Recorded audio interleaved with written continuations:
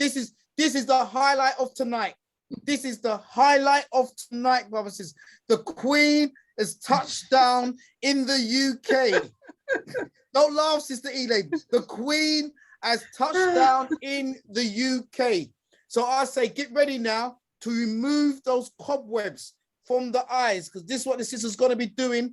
And as I said, as we're bringing on this sister, brothers and sisters, let's have a look. Dr. Elaine Ferguson is a passionate health advocate and the pioneer in the field of holistic medicine. Listen to this. She's an Ivy League trained holistic physician, international best-selling author, and PBS, it's like the BBC program host, for over 3 decades. Throughout a groundbreaking career, she has helped literally thousands of people living with chronic illnesses heal by awakening and activating their true health potential, using her proven, hear the words, proven unique system based on what? Ancient wisdom and breakthrough research to engage their amazing body, magnificent mind, and indomitable spirit. Brothers and sisters, please join me by welcoming our Queen tonight, Dr. Elaine Ferguson. How you doing, my Queen? Hello, my brother and my sisters and my family. It is so good to see everyone again. I see Jarita's just beautifully bubbling face, and Kimmy and Sister Willette, who I thought I was hearing my mother speak. You know, honestly, did she sound like you were channeling my mother? And I'll tell you why in just a minute. But, you know, it is just a pleasure to be here. I tell you, I had an emergency. My computer shut down 5 minutes ago. I figured the energy was too high and had to scramble to get back on. And Microsoft was like, register. Like, what? But here I am. I made it back on. So it is such a privilege and a pleasure. I'm trying to say privilege and pleasure together. I'm so excited to see you all. Thank you again, Brother Andrew, for who you are and what you are. You know, I love you dearly. Love you too, my Queen. So appreciate everything that you do. And Sister Jarita, my little sister, I'm keeping my eye on you too. Nice and I just want to thank Nice to see you again, Doctor. Nice to see you. And I have to always acknowledge that my connection to you was through my dear brother, Philippe Matthews, is he coming on next week? Philippe Matthews will be coming on in 2 weeks' time. Yes, he's my dear brother who made this beautiful connection possible. So thank you. Can I just say, sister, can I just say, it's funny that you mentioned his name, because I had a conversation with Brother Metaphysical Morpheus, and he told me that you literally saved the life of his wife. I mean, brothers, you got to understand the kind of sister we've got on this platform tonight. Yeah. So when you talk about Metaphysical Morpheus, Reverend Shock, this is the sister that literally saved his wife's life. Is that true, sister? Yes, that is true.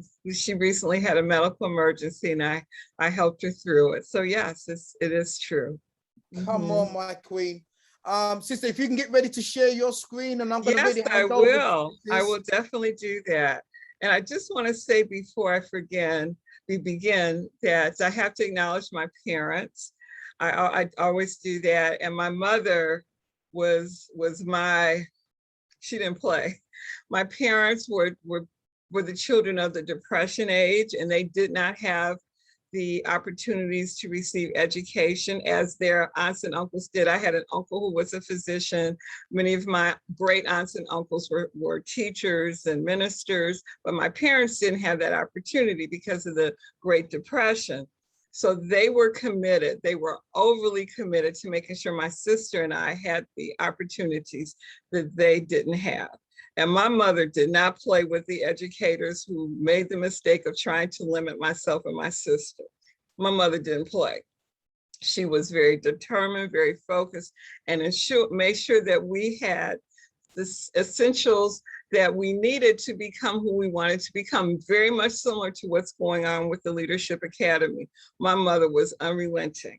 And to that end, both my sister and I attended Ivy League schools, and my parents were working class people. And everyone was like, how'd you do that?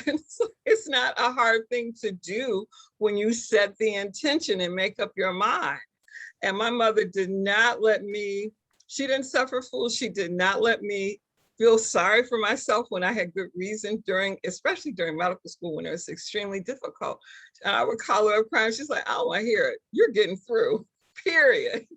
And she was absolutely correct. And the only reason why I went back to my graduation, because I did escape, as in graduate 6 months early, because I wanted to get out of Duke. The only reason why I went back was to honor my parents so they could see me walk. That was the only reason, because it was meaningless to me, but I knew it was so meaningful for them.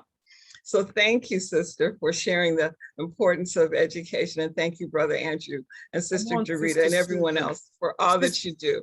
Sister, you've not even started yet, and we're feeling the energy. No, I'm being honest with you. So I don't have to talk like this, sister. I'm not trying to make you laugh. I'm not trying to massage your ego or anything. I'm telling you, sister, I'm already on fire, and you haven't even started yet. Brothers and sisters, can I just announce that myself and Sister Dr. Ferguson, we joined forces, and we're going to be running an 8-week course. It's really going to be Dr. Ferguson. I can't take any credit, and I'm not going to take any of her credit, okay? But we're working with her on Hidden Truth platform. And because look, many people say, Andrew, we need courses. Can you do courses? I'm very particular with who I work with when it comes to courses. And I'm happy to say, brothers and sisters, what you're hearing from the sisters tonight, we are actually starting a Hidden Truth course with our sister. Yeah. That's going to start in November. Sister, what date did we say in November? Friday, November the 5th.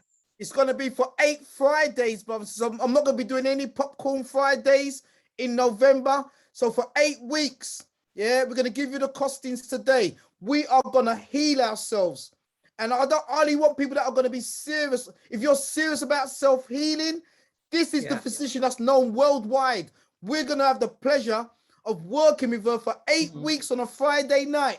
And it's those who will want to go on this healing process with Hidden Truth and Dr. Elaine Ferguson. Dr. Elaine Ferguson. Sister, let us know when you're ready to share your screen. Well, I'm ready to share my screen, and I just want to, let's get this going. World-renowned doctor with us, brothers and sisters. There's already a few people who already say that they want to sign up. Melody's already pointed out that night is bonfire night or bonfire night. So we're going to set fire in the UK, Sister Dorita. We're going to set fire. Hold on, I had to go back into my computer and hopefully this will work. Sister. Let us know when you're ready. Just do what you're doing. We'll talk whilst you're doing it, sis. So, brothers and sisters, as I said, we're going to be starting a course in November after Black History Month. I'm asking you to join us on this course, okay, brothers and sisters. You're working with a renowned Ivy League trained physician who deals with holistic health. And that is our sister. We love you, sister. Take your where's it gone, sis? You were sharing. No, that wasn't the right one. All right. Let us know. All right. Hopefully this will do it. Do you see the screen now? Do you see it now? We can't wait to start the course. We can see it. It says, welcome to Super Healing. Okay, cool. Thank you. And sister, before you start, sister, let me just say this. Dorita, what's the message you want to tell everyone as the sister's talking? What's the message? What do you want to let the audience know? Well, everybody knows already that I've obviously for the last few weeks been talking about this fast and this detox and trying to get my body right. What the messages, the questions. But I'm saying, but before that, we need to obviously, once we get the body right, we also need to get the mind right. So my message to everybody is the body. We've been working on that. If you've been doing the detox with me, you've been working on that. Now we need to focus on the mind. If you do have any questions, drop it in the chat. I am looking. And obviously, I'm also looking at the group talk chat too. But please drop them in the question and answer box just in case I miss any, and I will get around to answering them. Thanks. Beautiful, Sister Dorita. Thank you very much, my queen. Dr. Elaine, please take us on your journey. All right, thank you. Well, for those of you who were on the call on my first visit, this is a continuation of our discussion. For those of you who missed conversation, I would encourage you to watch The Truth About Racism, because there's some things today that I won't go into great detail about that are important regarding our general health that I talked about on that call. So I didn't want to be completely redundant, but there are a few things that I do want to go into as far as a little bit more detail. So let's begin. So I want to welcome you all to Super Healing, How to Awaken Your True Health Potential in These Trying Times. So here we are in 2021, almost the end of it, and our pain, suffering, and anguish and grief that began in 2020 in terms of the pandemic, as well as the challenges and the deaths and the murders of our brothers and sisters in the United States and in other parts of the world continues.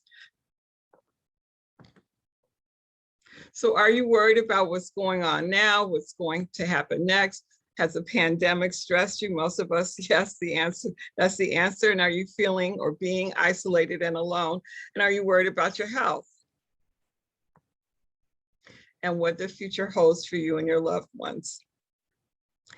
This is a diagram that looks at what health anxiety does to us. But I think it's good for general anxiety as well. And we're going to go into it in greater detail a little later on, but I just wanted to give it to you at the beginning to lock into this full picture of how we are impacted by anxiety in general, health anxiety in particular, which is at the forefront of 7 billion people's minds for the most part in terms of what we've dealt with since COVID began. So we're going to explore how to protect and enhance your health right now. You don't have to wait till COVID ends. You don't have to wait till racism ends. As Jarita talked about the detox, there are things, important things that we can do in these very moments that are tremendous and impactful because we were designed to be healthy. So we're going to take a look at the truth about your amazing being, how to protect and improve your health, the vital role of your emotions. And I just want to say, Brother Muhammad, you are truly the investigator.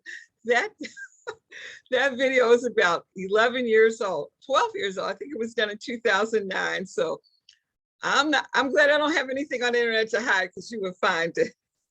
You are a great investigator. And how to be at peace regardless of the situation, which is so important for us. So I'm going to lay the foundation again, just very briefly. So let's talk about what is health. Whoops, excuse me. Hold on, I need to adjust the picture so I can see what I need to share with you. Okay, so what is health? Health is not merely the absence of disease. It's a dynamic, interactive process. I consider it to be like a symphony of harmony, which includes our biochemical processes, our physiological processes, psychological and spiritual as well. All those interactions that occur within our anatomy as it interfaces with our environment. This is a wellness continuum, and you see where high-level wellness is on the right side and premature death is on the left, and then in the middle is most of us find ourselves within at that neutral point or developing a few signs of illness.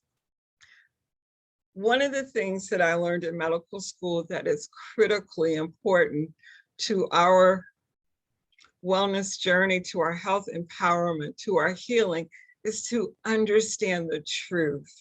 We are told in this paradigm, this Western medicine paradigm, that you're disease-oriented, you're less than human, you're gonna die because of your inheritance from your family in terms of your DNA, and the environment will impact you. Yes, all of these things aren't true. The most important fundamental truth I can share with you is that you have an absolutely amazing body. It is literally a miracle, and it was created and designed for you to function optimally. That's how it's created. And when we function out of ease, we create dis-ease. It's just that simple. And your body does what it's supposed to do because there's an intelligence. I remember the first moment I was in awe of the human body during medical school, I just had this literally spiritual realization of how fantastic it really is. I wasn't being told that, but that was a realization I'm so grateful for, because it planted seeds in me to want to know more about this magnificence rather than the diseases that I was learning about. So to this end, ultimately, I came to a realization over the years of practicing medicine. Actually, I was given this term in 2012 when I was thinking about writing a book about holistic medicine, and the word super healing came to me as a revelation, quite honestly. And I realized in that moment that it captured what I had been trying to express in so many different ways to my patients and when I lectured and taught students. Super healing is the truth of who we are, that recognizes that we do have an amazing body, a magnificent mind, not a mind that is troublesome and worrisome, and an indomitable eternal spirit. And they're all designed, created to function optimally and to produce vibrant health and radiant well-being. That's our natural state. That's how the divine being intended for us to function. And super healing also is an approach that recognizes and emphasizes the importance and the necessity of involving the whole person, every aspect of our being, in terms of creating optimal wellness. And it occurs when we consciously engage the mind, the body, and the spirit together in order to more fully utilize our body's powerful internal repair mechanisms and regeneration mechanisms, because we don't have conscious control per se. We can't directly impact it, but we do impact these mechanisms when we give them space, when we allow them, when we support them to function by how we treat ourselves and how we think about ourselves.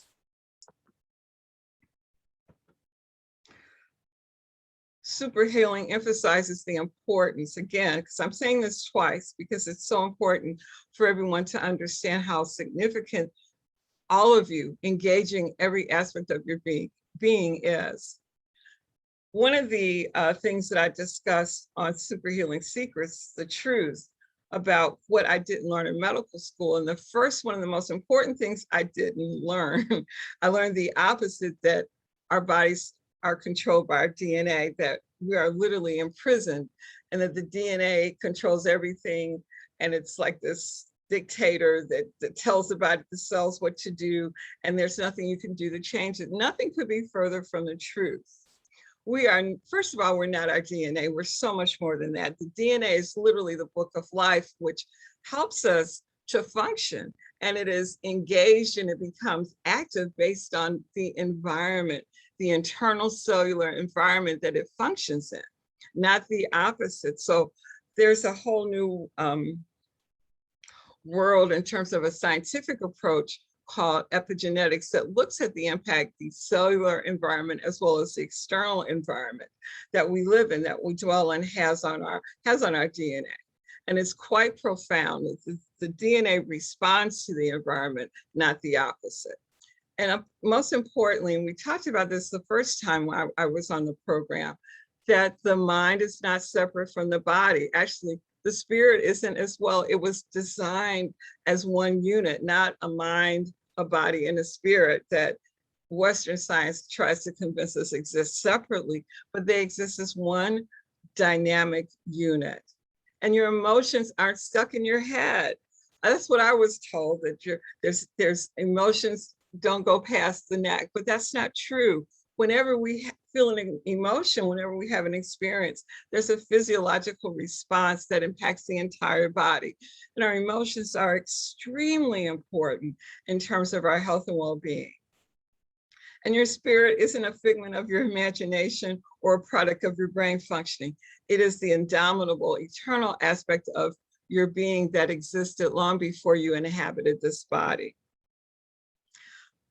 This is the pillar of super healing, as I had to distill it to more easily explain the totality of my book and the work that I do. And there's 5 pillars, which is to set an intention and make a commitment to become healthier, to detoxify Jarita and to eliminate those toxins, not only physical, but also emotional and spiritual toxins that impact us, to nourish and replenish our body, mind, and spirit with nutrients, not only physical nutrients in terms of food, but our activities in terms of our engagements, our emotional nutrients and spiritual nutrients. The most important nutrient is self-love and acceptance. You can do all of the right things, but if you don't love and accept yourself, you cannot experience optimal health and well-being. And to create and evolve a healing action plan, I like to encourage people to create a super healing action plan based on my work, but it's okay if you want to create your own, but to create a healing plan that you will engage with, that you will use and guide and evolve and change over time as your health becomes better and as it improves and enhances. This is the truth of who we are. This is your infinite being. Your mind, body, and spirit are connected. And this is what I call my super healing, evolving health revolution. These are the optimal states of spiritual well-being, mental well-being, and physical well-being. And this is what's possible for all of us. It doesn't matter what we've experienced before, because the body has such a tremendous capacity to heal and overcome. I've seen miracles, and each and every one of us is a miracle. The question is, what are you going to do to allow yourself to express these ultimate states of being? So let's talk about our distress in 2021. We know what's going on.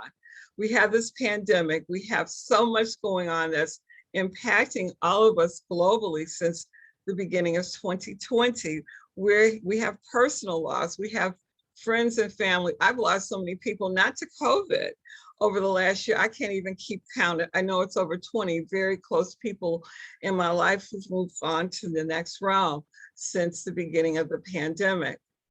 We've had lockdown and isolation. We've had challenges in terms of dealing with the issues that we're facing in terms of our governments.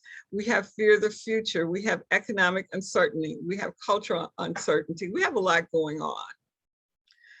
And these are some of the issues that impact us in terms of how we emotionally respond to our experiences. Stress, severe emotional distress is a major contributor to the development of all diseases, I might say, not just chronic diseases, but acute diseases as well. Anxiety, depression, burnout, high blood pressure, heart disease, cancer, diabetes, inflammatory bowel disease, ulcers, colitis. I could go on and on, autoimmune disorders. All of those diseases we now know have a distress component, because stress contributes to the development of inflammation in the body, which is a major pillar of disease creation. But the good news is that your emotions can also play a protective role. When you're happy, when you're joyful, when you're blissful, when you're in those creative modes and feeling a moment of flow, when you lose track of time, those are very protective physiological states. Even laughter is extremely healthy and extremely protective. But I want to share with you a couple of examples that will have very profound impacts on myself. There was a study, and I'm talking about the Rossetto study, that began in the 1960s in the United States in a town called Rossetto, Pennsylvania. And long story short, researchers, there was a heart specialist in this town, and it was a town of primarily Italian American, first generation immigrants who moved to the US. And what they found in this town in comparison to other nearby local cities and villages is that they had a very low incidence of heart disease. Well, long story short, the researchers wanted to find out why they had this low incidence of heart disease. And of course, back then in the 1960s, there was this pervading belief that it had to be something physical. They must have inherited good genes, or they must have been doing something right to prevent them from developing heart disease. Very interesting finding. What was determined? So this particular town and group of people maintained their old world way of living, and they lived in a multi-generational setting. They had the grandparents and the grandchildren live with the parents, and the community was very supportive. they were doing all of the wrong things in terms of what we know about heart disease. They were not exercising. They were eating a whole lot of cholesterol-rich foods. They were smoking, they were drinking. But this sense of community, listen to me carefully, the sense of community protected them from developing heart disease. Now, this study went on for over 30 years because the researchers wanted to go back to see what would happen to these town people as they became more Americanized. And as the family shifted, the family structure shifted from multi-generational to nuclear family, they began to develop more heart disease. That was in the 70s when they returned. And then in the 1980s when they returned, after the major cholesterol education projects, it was predicted that their incidence of heart disease would have decreased and would be matching what was going on in the United States. Didn't happen. Even though these people were doing all of the right things, they had more heart disease. My sense is that they felt more isolated, that they had lost their way in terms of their sense of community, and that contributed through the distress that these types of beliefs and experiences visit upon us, that contributed to their development of heart disease. So, and interestingly, I ran across a study last year that found that in the United States, African Americans living in segregated communities were healthier in comparison to European Americans living in segregated communities. Think about that. Now, I'm not talking about lower income communities, because there's certainly tragic health dynamics that go on in those communities. But in working class and middle class segregated communities, African Americans are healthy. Another study that I really love to talk about is the Ohio State University Rabbit study. This study was conducted, I believe, in the late 80s, early 90s.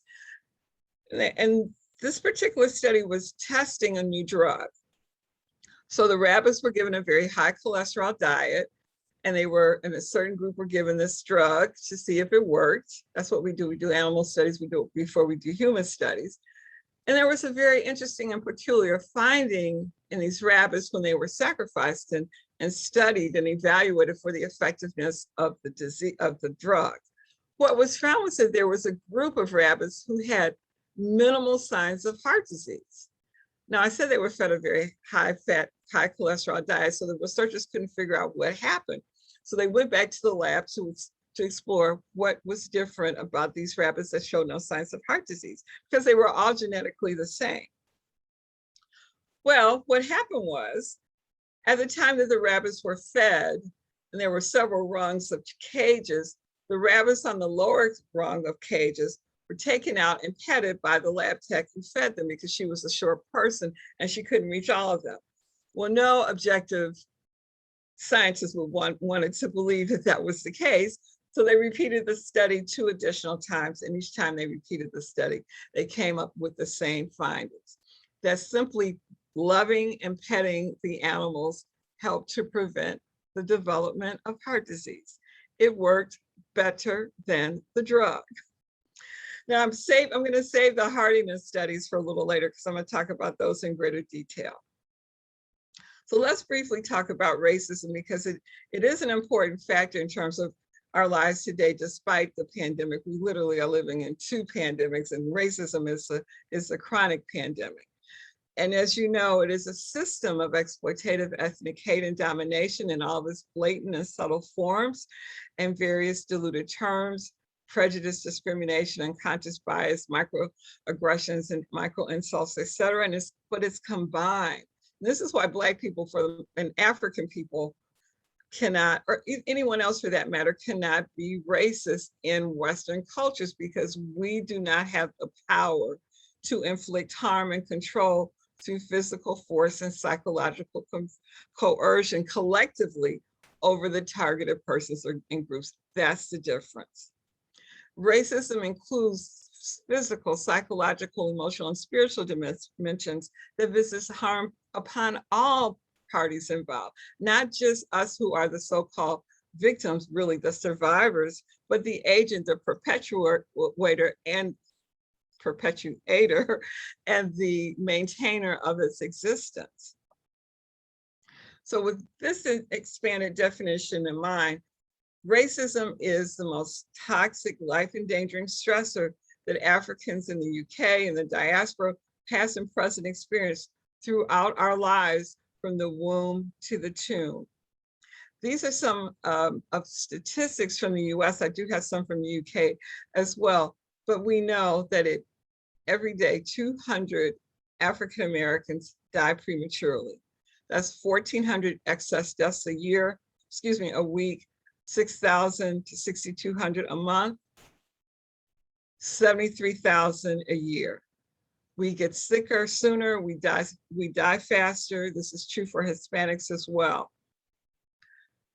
And what I want you to look at specifically is the issue of internalized racism and the experiences of discrimination and how they impact us. We talk about changing racism and ending it externally, which is a noble and needed goal. But the more significant goal is destroying and transforming the internalized racism that we have all been exposed to and absorbed by no fault of our own, because it began in the womb before we even had the opportunity to consider what we were exposed to. This is some of the information I found recently. I did a lot of searching in the medical literature for data about what's going on with my brothers and sisters in the UK, and it's very difficult to find information. I will say, I know there's a lot more research going on in the US, and in the UK, because you're a multicultural society, there's more emphasis on the global minority so-called groups or ethnic groups in comparison to looking specifically at Africans in the UK. So it was a little bit more difficult. And I did find some information about a report that was quite disturbing on that was commissioned by your government. And then the report became a problem. I also found this earlier study about what can be done about racism in medicine in the UK. And I want to talk briefly about this everyday discrimination scale, which I want you to look at it briefly to see how to answer these questions for yourself, to see how racism, just a quick overview of how it's impacting your life. So I'll just be quiet for about 30 seconds so you can take a quick review of it.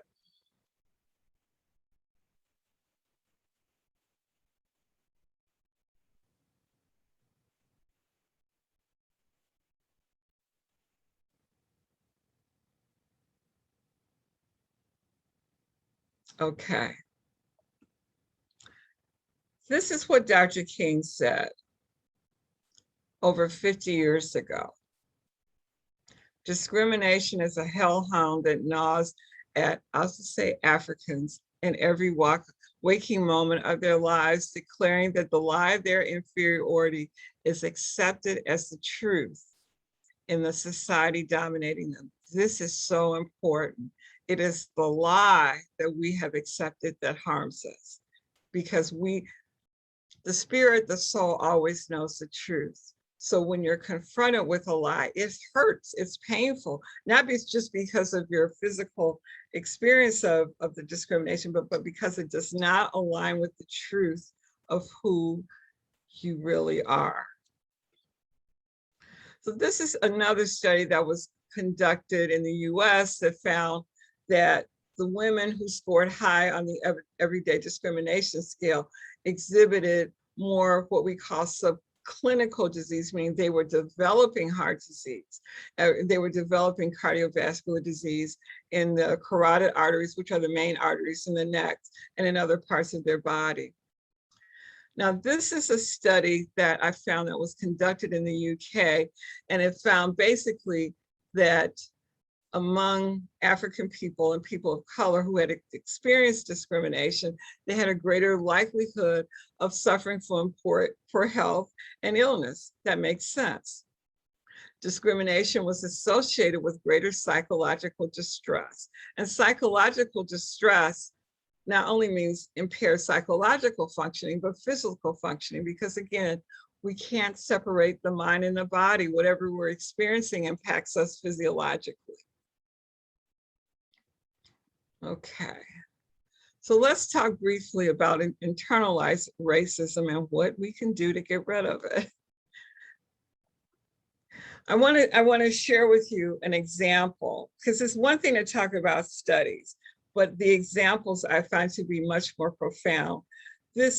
Dr. David Williams talked about the Yale class of 1970, which was the first class of that had a large number of African-American men. I believe it was about 40 or 50 in a class of maybe 1,000, maybe a little less. At their 2010 reunion, 40 years after graduation, and these men were extremely successful. They were captains of industry, corporations, they were physicians, lawyers, ministers, etc., journalists. They were very successful. But what was found at their 40th reunion, they had a death rate that was triple that of their European American classmates. Triple for these highly successful men. And this is a picture of an attorney. His name is Clyde, and I'm sorry, I can't think of his last name. And Ron Howell on the right, who wrote this article that was published on the Root a few years ago. Okay, share that. Another study that I found recently, it was published in 2017, looked specifically, because in the United States, and I'm sure it's probably believed to be true in the UK, as Caucasians become more economically successful, they become healthier. It was assumed the same was true of people of color, for African Americans and Hispanics, but a study that was conducted by The Ohio State University found the exact opposite, that as African Americans and Hispanic Americans became more educated and more successful as they climbed the corporate and professional ladders, they became sicker because they experienced more discrimination.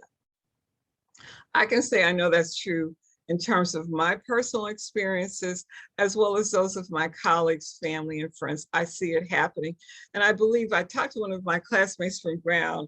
We've looked at we had about 120 African Americans in our class, and we've looked at their deaths, and there have been a lot of premature deaths among my classmates.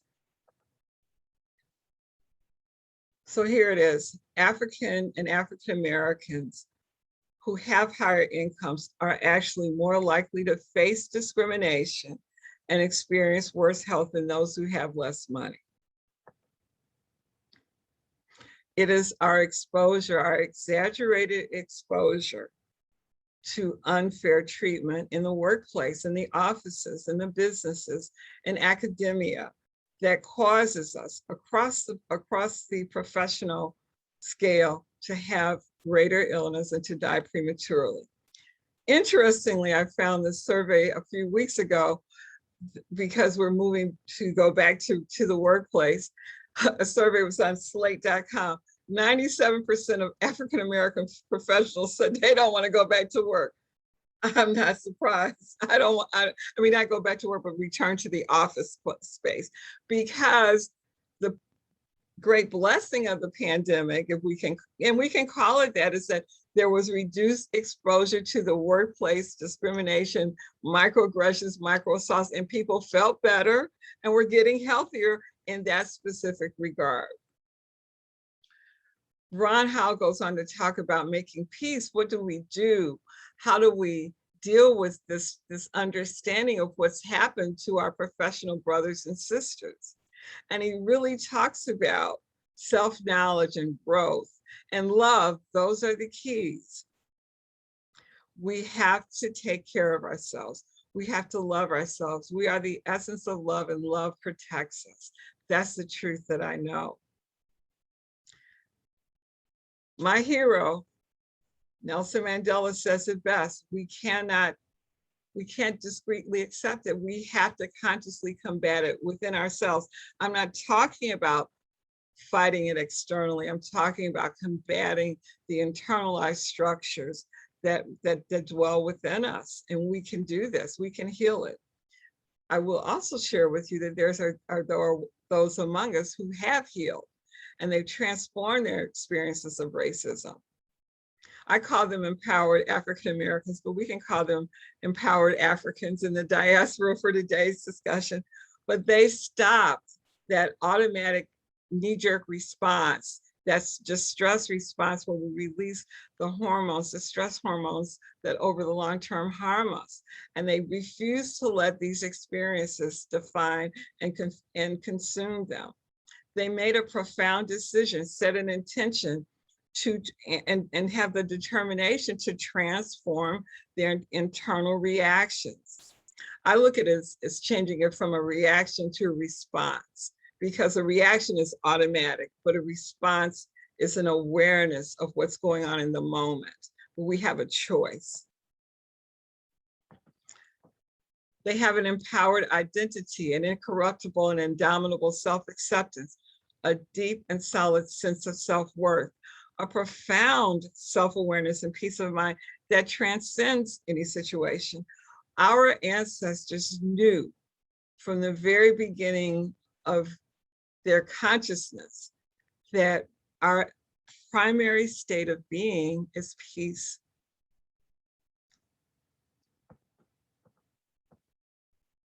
They've also shifted their perceptions and their beliefs to healthy and empowering ones, and have profoundly transformed, as I mentioned just a moment ago, their automatic reactions of fear and helplessness to a measured response that they consciously and actively control.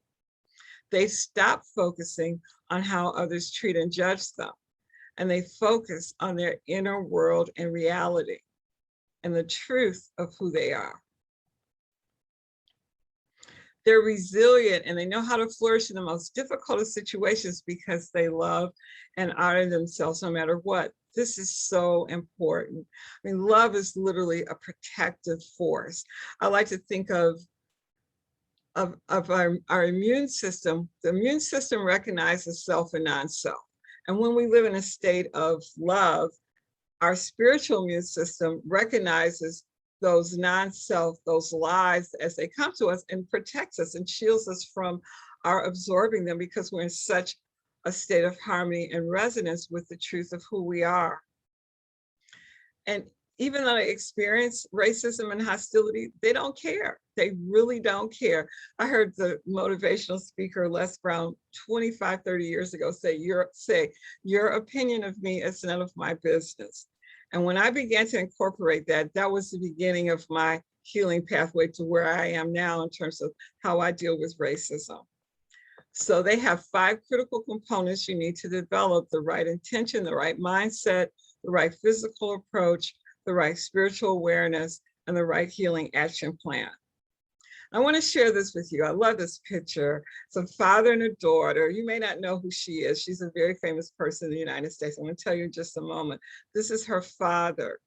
And he was a Tuskegee Airman. He was a highly successful and accomplished African-American man in the 1950s and 40s and 60s.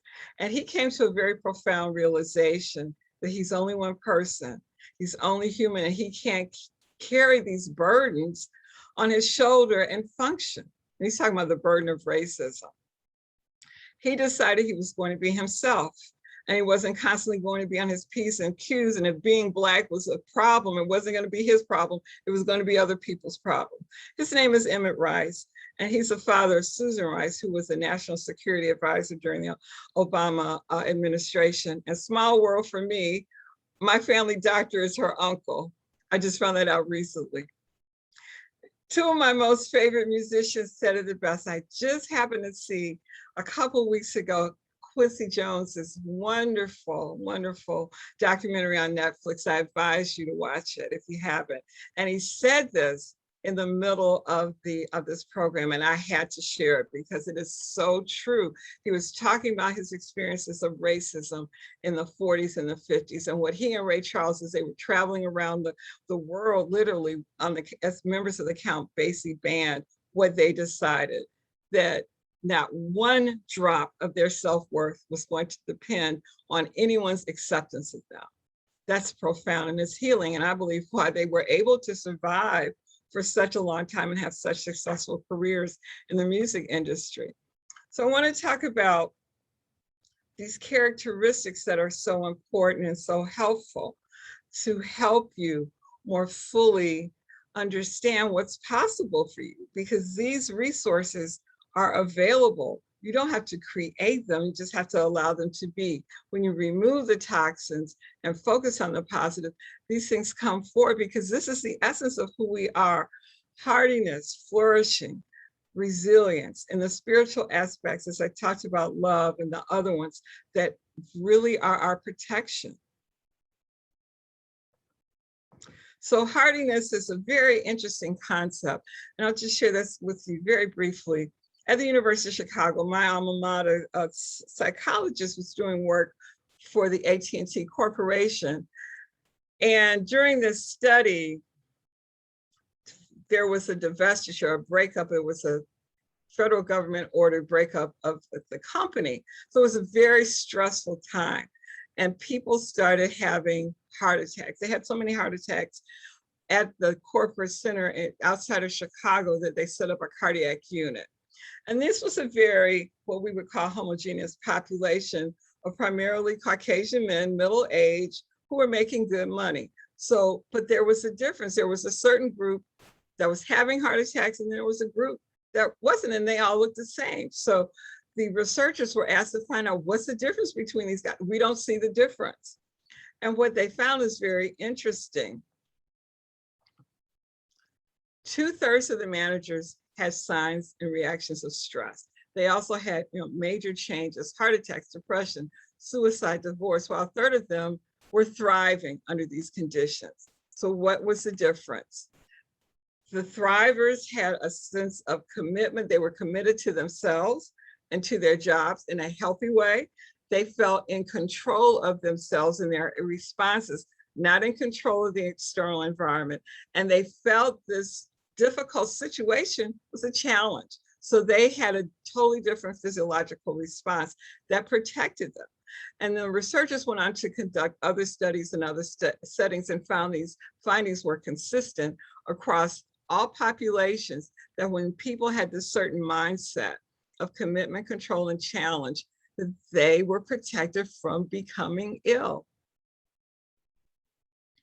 So these are some of the empowered personality traits that we focus on developing. Learned helplessness is a concept that comes out of the world of positive psychology, that we actually, animals and humans, actually learn how to become helpless in very distressful situations.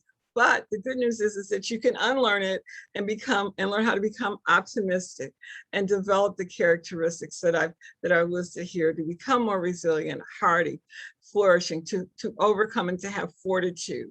Now, I will say, honestly, open a dictionary with any of these terms, and you should see a face of an ancestor and of those of us who are empowered. That's the truth. We're the most resilient people on the planet because we have survived the most challenging and difficult of human circumstances ever visited upon humanity.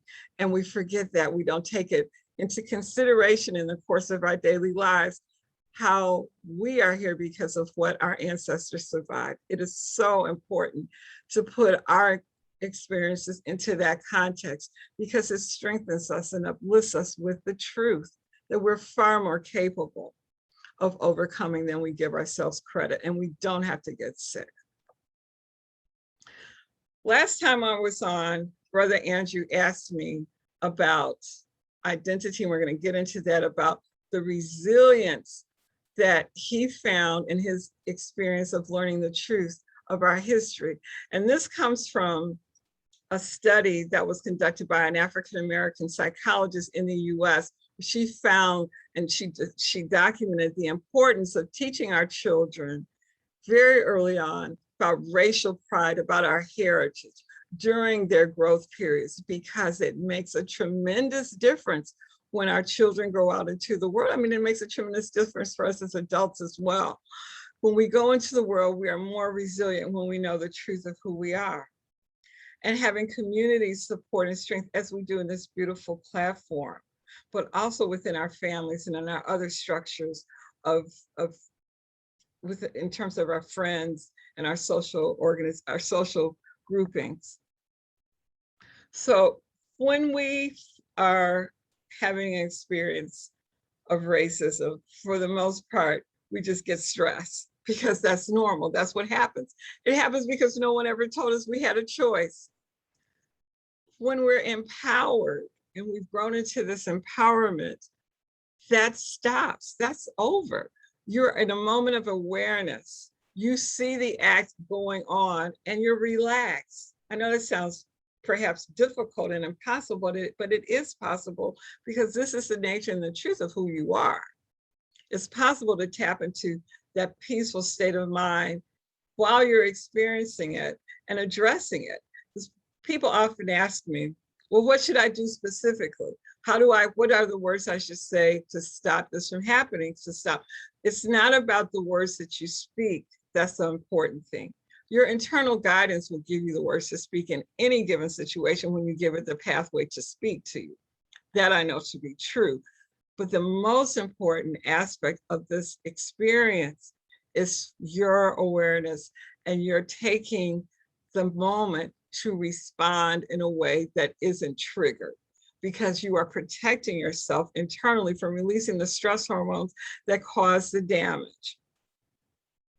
This is the difference between having a distress response to experiencing racism and having a relaxed response. It's the exact opposite. This comes out of the groundbreaking work of Dr. Herbert Benson at Harvard University, who's researched the power of meditation for over 50 years. So you see the difference. Your body is literally protected from the harm that the distress response causes. And this cycle of stress, you perceive the event, you experience emotions, you want to run or get away from it, or you freeze, and your brain responds automatically. This stops. This is over when you are in an empowered state. My hero says it best again: a good heart and a good head are always a formidable combination. And that's what the empowered thrivers have. And that's what I want you to develop. And it's not a difficult thing to do when you set the intention and detoxify and nourish yourself and love yourself and have a plan. It is not difficult. There's no one way to do it. There are pillars, there are fundamentals, but you are the captain of your ship, and you get to choose what's appropriate for you in this healing journey. The most important thing to understand is that it's your alignment with the inner radiant presence, your inner healing spirit, your soul that is present in each and every one of your 50 trillion cells that allows you to express optimal health and well-being. Now let's take a look at how this happens. I got this formula from Wayne Dyer years ago, and it was so powerful. He says we need to look at our experiences in this way because we're focused on the outcome and we think the experience causes the outcome, but that's not the truth. It's our response that plays a major and critical role in the outcome that we experience. So a vital, critical, and foundational component of your outcome is your identity, because your identity shapes your thoughts and your emotions, which impacts and guides your physiological outcomes. So it's not just you had an experience and you had an outcome, it's your perception of yourself, what you tell yourself is true of you, who you believe yourself to be, that really shapes your outcome. So instead of experience plus response, let's look at it as experience plus your identity-based response equals your outcome. So who are you? Who do you say you are to yourself? Do you say that you're the divine being that our ancestors and contemporary Africans and Africans in the diaspora, as well as on the continent, claim to be and know to be? Or do you believe the lies that have been imposed upon you? This is no judgment. This is what's happened. But I want you to think about this. Or do you define yourself as a personality who's overcome these experiences? Or a healed identity, then you're regaining what was disrupted and harmed by your experiences, by your living in the UK. These are the false identities. I'm not naming them publicly. I just want you to read the slide because I don't like to give life to anything I don't want anyone to experience, but I want you to be aware of those things that have been imposed upon us because they still exist. So I cast them out to be healed and to be removed and to be transformed so that the truth of who you are can come forth. As I said, your identity impacts how your cells, how your organ, how your body, how your mind functions. Again, it's so important to remember you're designed to function with ease. That's how the divine created us. And our original identity is that of a divine being having an earthbound and physical experience. And I do make the difference between divine and spiritual, because spiritual for me reflects interconnection, and it's okay, it's good, but the divinity is the truth. So this is what happens when we don't know the truth. We have a racist experience, we respond with learned helplessness as a victim, and we have a toxic, health damaging, and life endangering outcome. That's what happens. That's why we die prematurely. And this cycle that I showed you early is constantly going on when we are in that state of mind. And this is where the health anxiety comes in, because we experience all of these different types of reactions and behaviors when we have not only health anxiety, but when we have anxiety caused by our experiences of racism. We do avoid, we seek safety behaviors, we have strong emotional reactions, we seek reassurance from our friends, we check, is this going to happen again? We have thought processes that overcome us and overwhelm us, understandably, because we feel overwhelmed by these experiences. But here's the good news. When we become more emotionally, psychologically, and spiritually empowered, we change. The racist experience and the empowered response leads to a significantly improved health outcome. There is a reduction if any harm persists. I think it ends, but and that takes time. It's not an overnight process. So this is what happens when you're empowered. And I think I've mentioned all of these before, so I won't repeat them. But the most important aspect is that you stop releasing the stress hormones that are damaging you. So learned helplessness becomes transformed into learned optimism. You become resilient, you develop hardiness, flourishing, and you're an overcomer. You have transcended and transformed yourself. And I'm sharing this again because it's important for you to remember this is the difference. This is the difference between being unhealthy and being healthy internally. And this is the truth of who we are as divine incarnate beings. So we are blessed, loved, and adored, and created by the divine, that we are in possession of the divine faculties of bliss, peace, joy, omnipotence, omniscience, omnipresence, intelligence, and intuition. Think about racism and think about this. Now, which one wins? Can I get a witness? Okay. Which one wins? I'm going with this. It has no power over us. It is not a power, it is a force. There is a difference. The divine has power. There's a book by Dr. Hawkins about power versus force. This is what we need to understand, my brothers and sisters. We are the power. We have the power. This is how we were created. And I know at the beginning it sounded different from what this is now, because you've been on this journey of understanding and have resonated with the truth. So you're opening yourself to a greater possibility and to the truth of who you are. You have protection, you have creativity, you have health and well-being, vitality, harmony, wisdom. Where's racism in this? It has no standing. It cannot exist. Remember your spiritual immune system. This is what I was talking about. This is the truth. This is how those empowered persons can function, because they're functioning in a higher state of consciousness and awareness that's accessible to all of us when we know the truth and when we allow ourselves to express it by making the choice to do so. So our normal identity encompasses our family, our personal identity, and our social identity. That's what the Westerners say. I say there's also a spiritual identity. that is most important. And these are the different types of identity that most human beings have. Most of us are down at average. Some are at subhuman because that's a lie we've been told.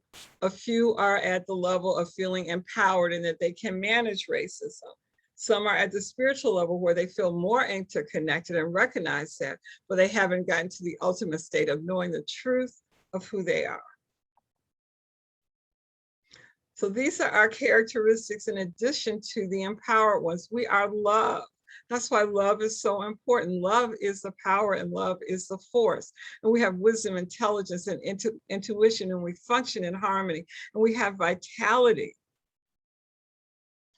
This is what our ancestors knew to be true, and what our contemporary continental brothers and sisters and many in the diaspora know to be true. We are divine beings. We are connected to Ubuntu.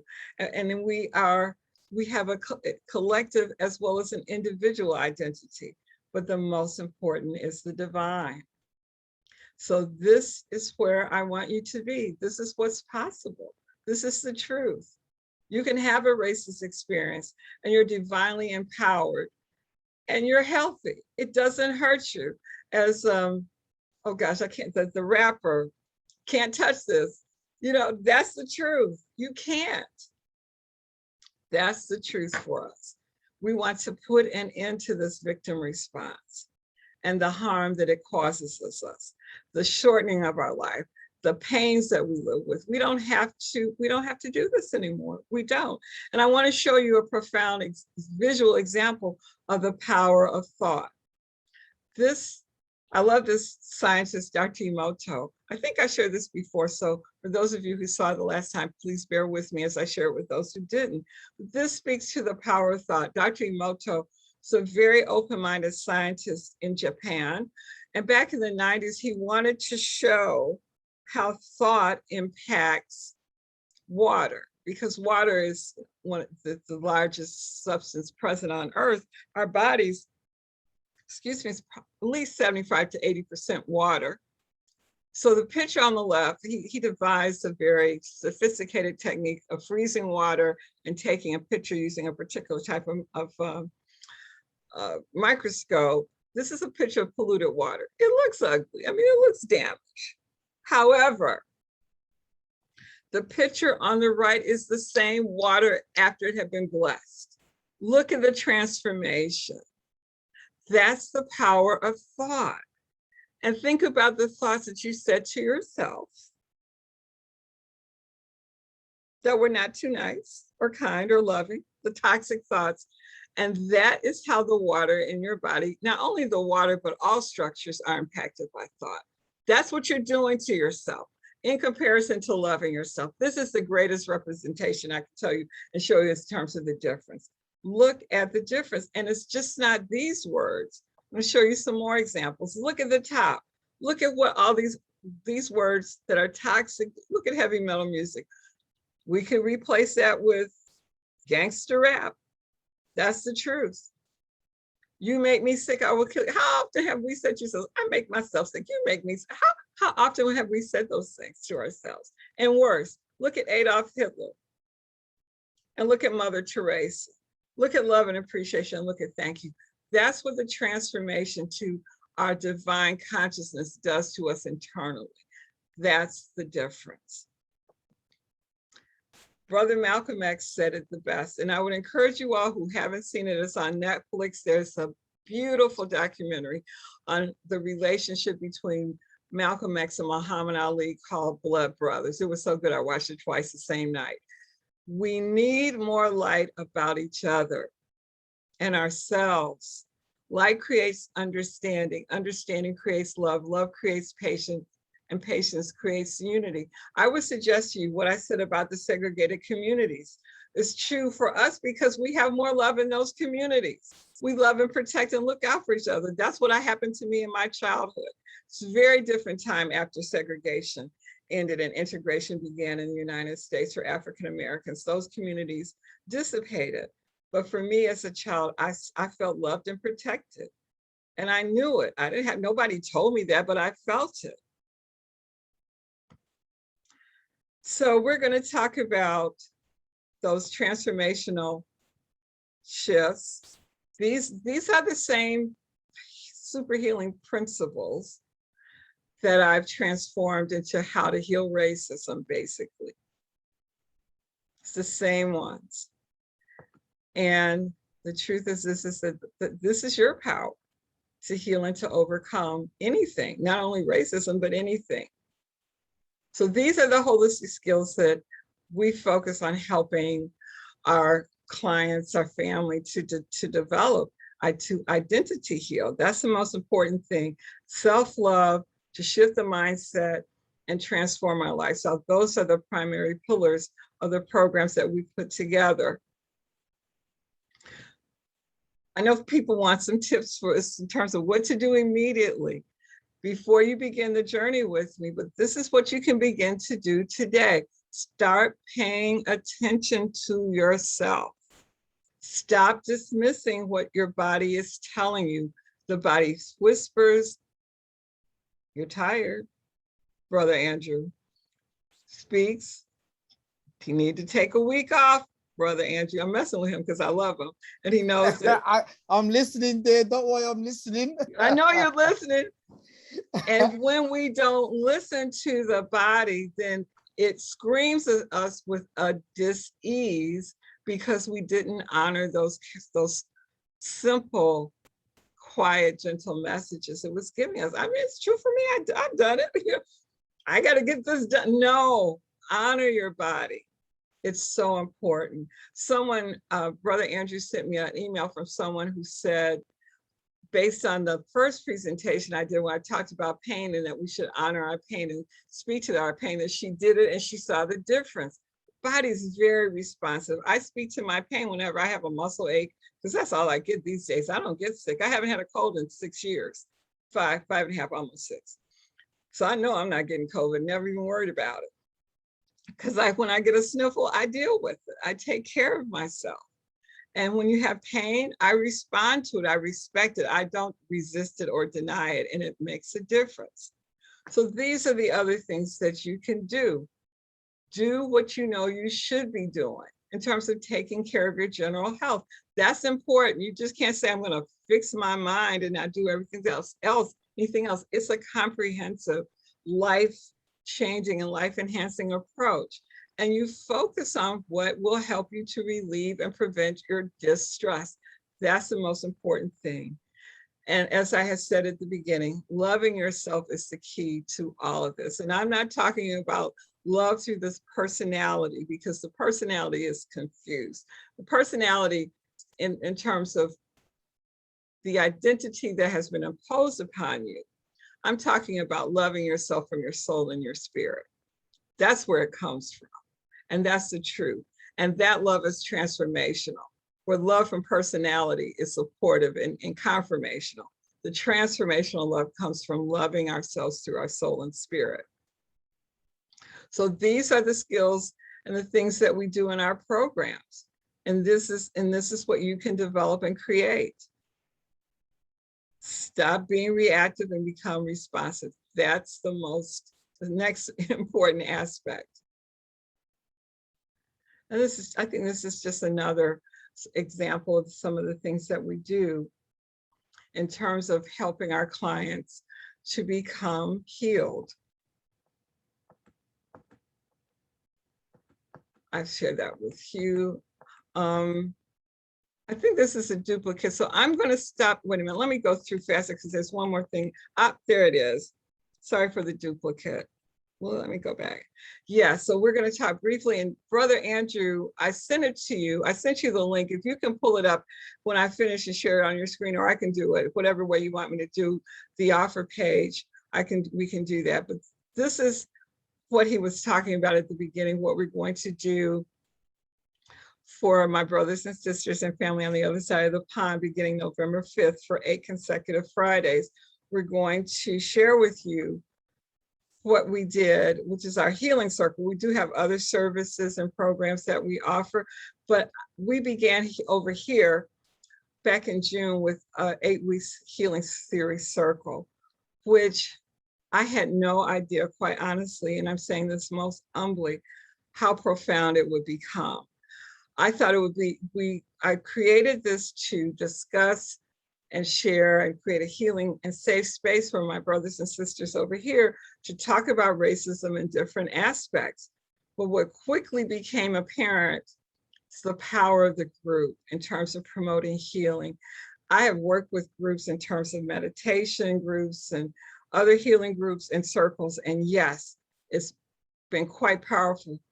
But talking about healing racism has been even more powerful, because it's, one of my members said, I didn't know what I was missing until I found the circle. And it's a space for us to come together and honor the ancestors and honor those who've gone before us, calling on their strength and sharing our truth and discussing these issues in a healing way. And I was honestly and humbly, profoundly moved by the changes that I saw happen in people.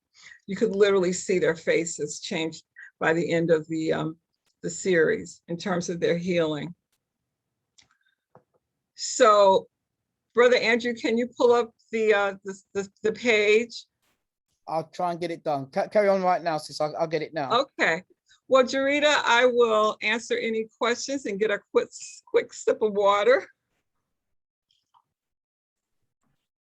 Doctor, thank you so much. That was so insightful. I was totally immersed and engaged with everything you said.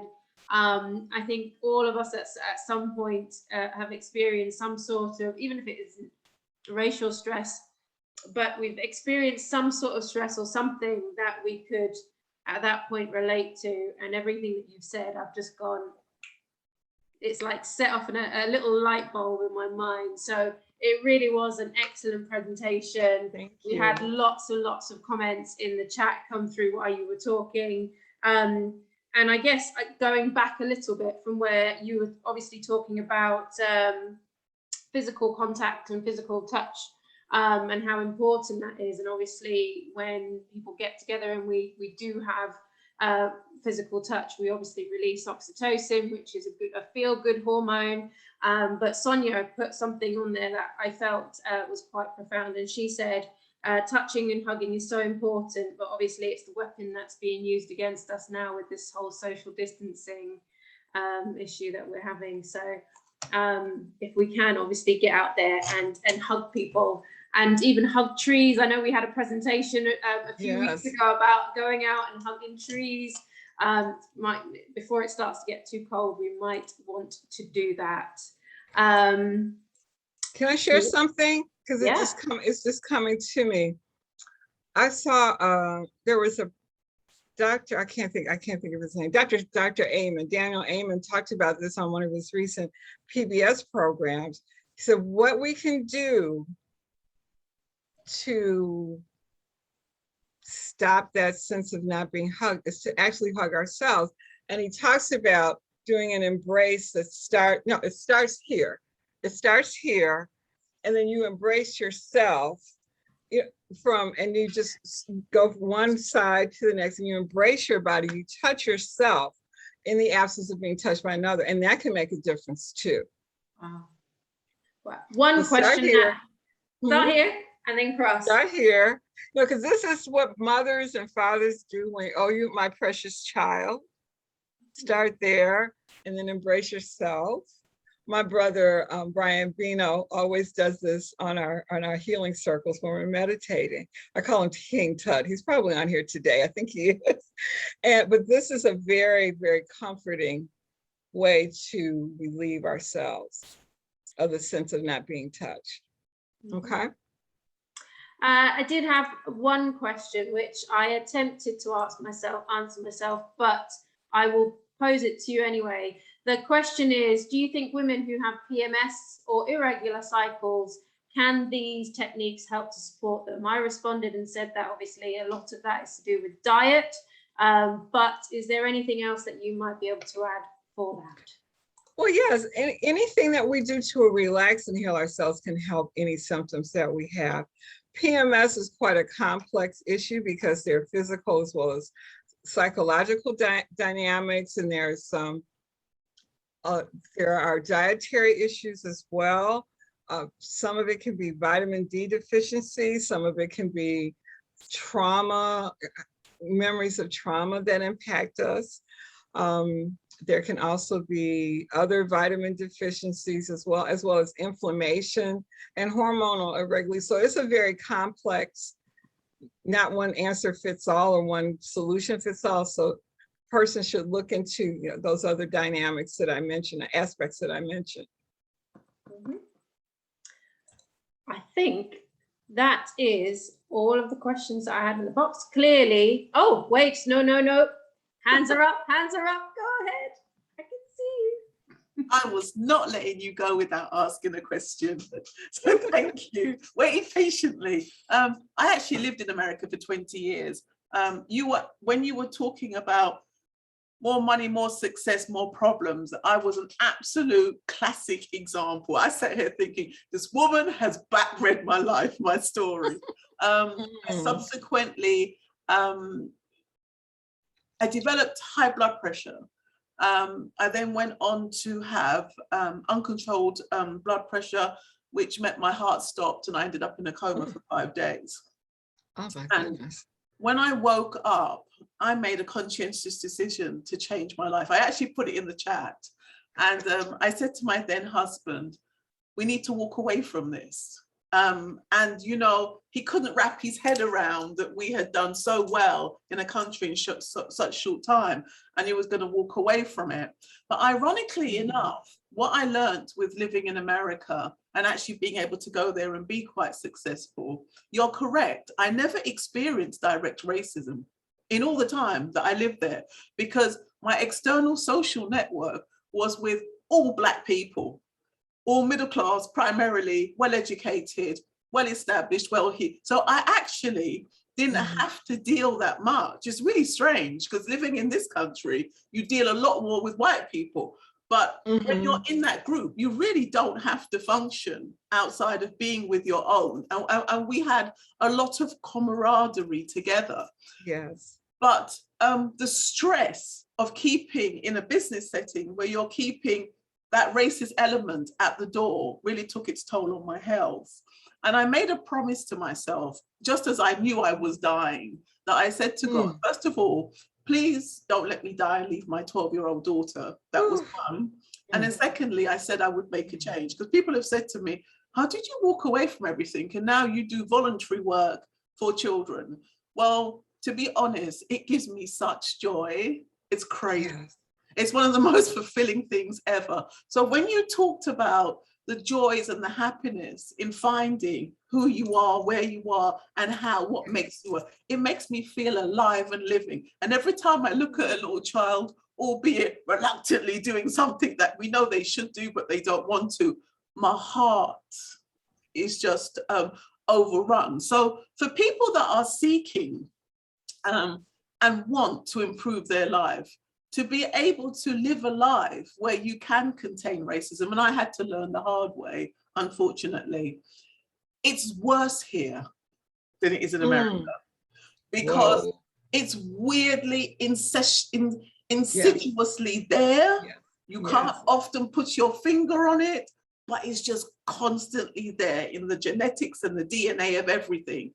And looking at the figures, for me, talks racism non-stop all the time, which is why I so enjoy holding local authorities and various people accountable to it, because I can read the figures, because I understand the racism. So in terms of managing that racism, which is always omnipresent, you are 100% correct. I am signing up to that course. Wholesale. I'm there. Oh, bless you. I want to call you Lucille. That's my mother's name. Seriously. Yes. Thank you, my sister. I've heard you're absolutely correct. I would say racism has changed here since Obama. When did you leave? When did you leave the US? I was there. I left about 5-6 years ago. Yeah. Okay. Well, you were here. You were here during the Obama. That's when it began to become more blatant. I think it was returning to its roots. I completed it. I actually was back here permanently just as Donald Trump became You missed that one. But I actually knew Donald Trump before he was president. It was very odd and off key then, but he just got crazier once he became president. But race relations in the US really tanked after President Obama, because white people couldn't believe that they ended up with a black president for most of the time. It began during his administration, absolutely. Yeah. And what we're seeing now is, even in terms of what's going on with these whole notions of the pandemic, a lot of the political dynamics that began with his presidency is still playing out. It's the divide and conquer mode. No, seriously. And we have Boris. Absolutely. So it's all linked up. Just to show you the page, I'm gonna put in the link right now, in terms if you wanted to I know Jarita's 10 times better than myself right now. So I'm going to put in the link for those who would like to get onto the course, which will start on September. I'm going to share the page first and then put the link in. Here we are. I'll show the first page. I think is that sharing at all? Is it not sharing? Okay. Oops. That's not sharing, is it? Yeah, I can see it. I can see it now. Oh, you can 1 see year it? later, does it starts off with? Yes. Okay, so this is, so this is this page here, sister. Sister Elaine. Yes. Okay, this is one of the links. Yes, that's the page. This is the information page about the healing circles. So I'm going to put this online in a second, okay, in the chat room, and Jarita will obviously post it again. She's 10 times better than myself. So I'm going to post this link right now. For those of you that like to sign up on the course or to find out more details, tell me if you can see the link right now, Jarita, please. Is it on there? I can see that. All right, so brothers and sisters, hit that link. Hit that link. I'm going in first. Hit that link, brothers and sisters, for those of you that like to join up onto that course. And I'm going to put another link on there just now for the registration as well. So there's 2 links I've put on there, brothers and sisters, and it will become a first come, first serve basis. Let's quickly stop that. So hopefully you can see me back again. Jarita's got the links there. Hit those links, brothers and sisters, and you'll be able to get the full information. Those of you on my mail out list, I will send that out on my mail out list. For those of you that's on the WhatsApp, and Telegram group, we'll be hitting it up on there too. As I say, you've got a world-renowned physician there, brothers and sisters, and this is the sister that we're going to be walking with for 2 months. Don't forget, this course is going to be for 2 months, brothers and sisters. So you're getting it for next to nothing, to be honest with you. If you're talking about 2 months with a world-renowned Ivy League practitioner, this is our sister. And it's for those who are really serious about now that self-healing and going into 2022, not as a victim, but of a warrior of truth, freedom, justice, and equality. It's up to us now, sister. The finger pointing of anyone else has got to stop. We take control. We use that super healing together to bring us together. Sis, Dr. Elaine, you've been so phenomenal, beloved. I know, I'm hoping that you get a chance to read some of the comments, man. I mean, I will. I will do that.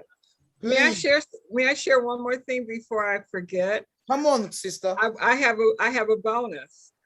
What I'm going to do for those who register within the next 7 days, the next 7 days, I will give them access to an online healing retreat recording that I did last year on how to heal your immune system, on super healing your immune system. It's a 1-day retreat recording that explains how the immune system functions and what you can do to take care of your immune system health. That's what I'll do. Look at that. Come on. Sister is spoiling us here in the UK now, man. We like to get pampered, sister. So yeah, you're doing the right thing there.